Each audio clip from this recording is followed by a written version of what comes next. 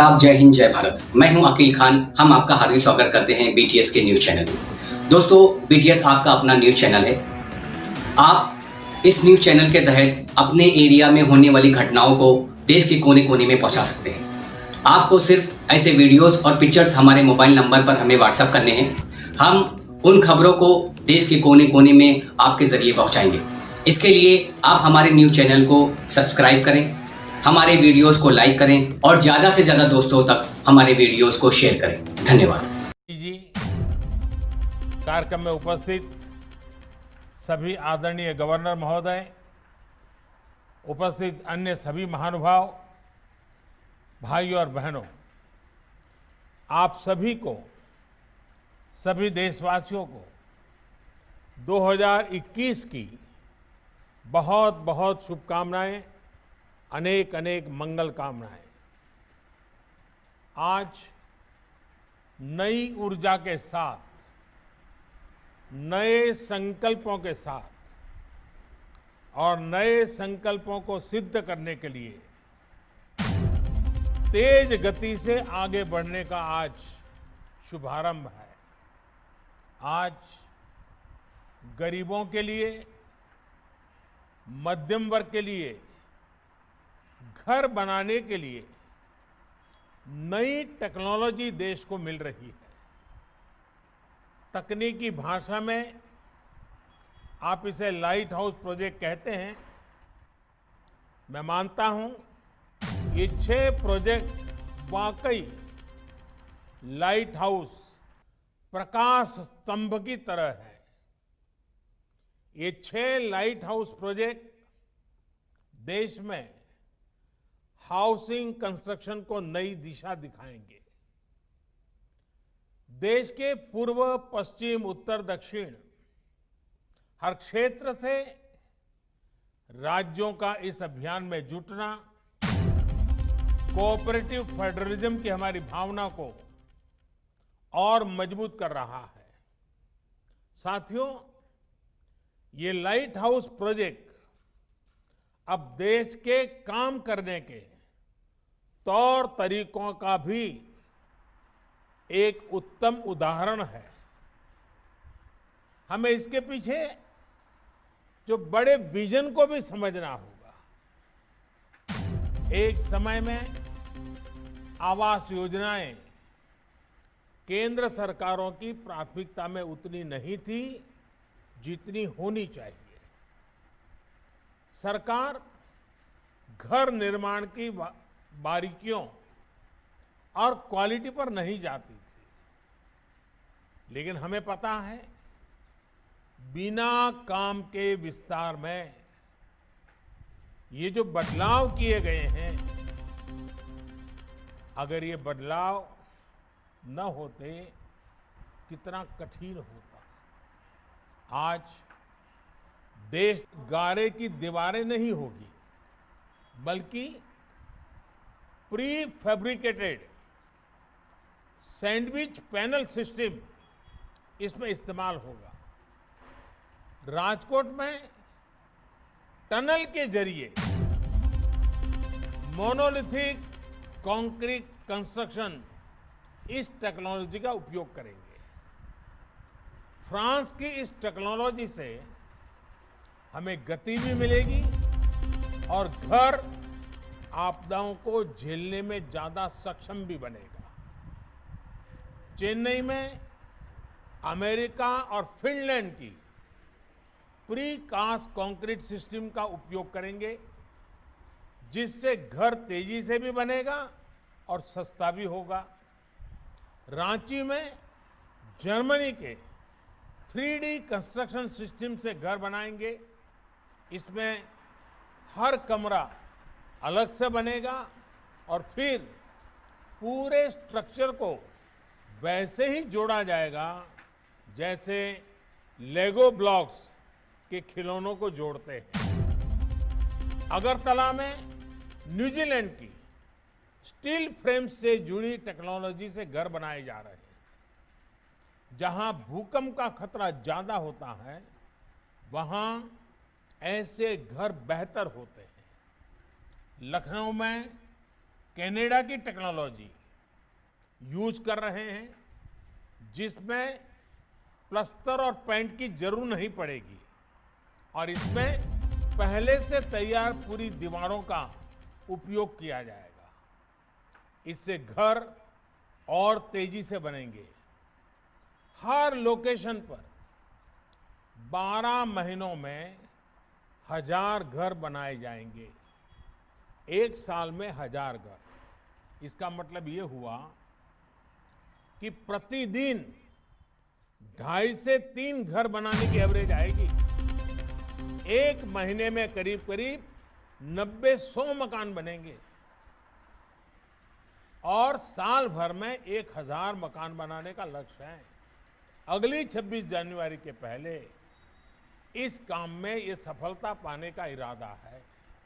साथियों, ये प्रोजेक्ट एक प्रकार से इंक्यूबेशन सेंटर्स ही होंगे,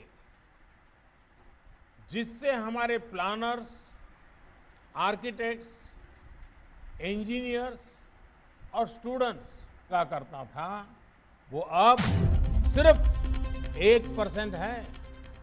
वहीं सामान्य घरों पर लगने वाले 12% टैक्स की जगह अब सिर्फ 5% जीएसटी लिया जा रहा है। सरकार ने इस सेक्टर को इंफ्रास्ट्रक्चर की भी मान्यता दी है, ताकि उन्हें सस्ती दरों पर कर्ज मिल सके। साथियों, बीते सालों में जो रिफॉर्म्स किए गए हैं, उसमें कंस्ट्रक्शन परमिट को लेकर 3 साल में ही हमारी रैंकिंग 185 से सीधी 27 पर आ पहुंची है। कंस्ट्रक्शन से जुड़ी परमिशन के लिए ऑनलाइन व्यवस्था का विस्तार भी 2000 से ज्यादा शहरों में हो चुका है। अब इस नए साल में इसको देश भर के सभी शहरों में लागू करने के लिए हम सभी को मिलकर काम करना है। साथियों, इंफ्रास्ट्रक्चर और कंस्ट्रक्शन पर होने वाला निवेश और विशेषकर हाउसिंग सेक्टर पर किया जा रहा खर्च अर्थव्यवस्था में फोर्स मल्टीप्लायर का काम करता है। इतनी बड़ी मात्रा में स्टील का लगना, सीमेंट का लगना, कंस्ट्रक्शन मटेरियल का लगना पूरे सेक्टर को गति देता है। इससे डिमांड तो बढ़ती ही है, रोजगार के भी नए अवसर बनते हैं। देश का रियल एस्टेट सेक्टर निरंतर मजबूत हो, इसके लिए सरकार की कोशिश लगातार जारी है। मुझे विश्वास है कि हाउसिंग फॉर ऑल का सपना जरूर पूरा होगा। गांवों में भी इन वर्षों में 2 करोड़ घर बनाए जा चुके हैं। इस वर्ष हमें गांवों में बन रहे घरों में भी और तेजी लानी है। शहरों में इस नई टेक्नोलॉजी के विस्तार से भी घरों के निर्माण और डिलीवरी दोनों में ही तेजी आएगी।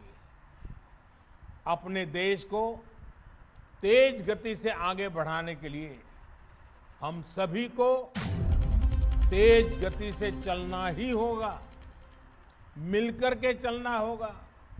शिकायतों का निपटारा किया जा चुका है, यानी हजारों परिवारों को उनका घर मिलने में मदद मिली है। साथियों, हाउसिंग फॉर ऑल यानी सबके लिए घर, इस लक्ष्य की प्राप्ति के लिए जो चौतरफा काम किया जा रहा है, वो करोड़ों गरीबों और मध्यम वर्ग परिवारों के जीवन में बड़े परिवर्तन ला रहा है। ये घर गरीबों के आत्मविश्वास को बढ़ा रहे हैं। ये घर देश के युवाओं के सामर्थ्य को बढ़ा रहे हैं। इन घरों की चाबी से कई द्वार एक साथ खुल रहे हैं। जब किसी को घर की चाबी मिलती है ना, तब वो दरवाजा या चार दीवार इतना तक नहीं होता है। जब घर की चाबी हाथ आती है तो एक सम्मानपूर्ण जीवन का द्वार खुल जाता है, एक सुरक्षित भविष्य का द्वार खुलता है। जब घर के मकान के मालिकी का हक आ जाता है, चाबी मिलती है, तब बचत का भी द्वार खुलता है, अपने जीवन के विस्तार का द्वार खुलता है। 5-25 लोगों बीच में, समाज में, ज्ञाति में, बिरादरी में एक नई पहचान का द्वार खुल जाता है, एक सम्मान का भाव लौट आता है, आत्मविश्वास पनपता है। ये चाबी लोगों के विकास का, उनकी प्रगति का द्वार भी खोल रही है। इतना ही नहीं, ये चाबी भले ही दरवाजे की चाबी होगी, लेकिन वो दिमाग के भी वो ताले खोल देती है, जो नए सपने संजोने लग जाता है, नए संकल्प से की ओर बढ़ चलता है और जीवन में कुछ करने के सपने नए तरीके से बुनने लग जाता है। इस चाबी की इतनी ताकत होती है। साथियों, पिछले साल कोरोना संकट के दौरान ही एक और बड़ा कदम भी उठाया गया है। ये कदम है एफोर्डेबल रेंटल हाउसिंग कॉम्प्लेक्स। ये योजना, इस योजना का लक्ष्य हमारे वो श्रमिक साथी हैं जो एक राज्य से दूसरे राज्य में या फिर गांव से शहर आते हैं। कोरोना के पहले तो हमने देखा था कि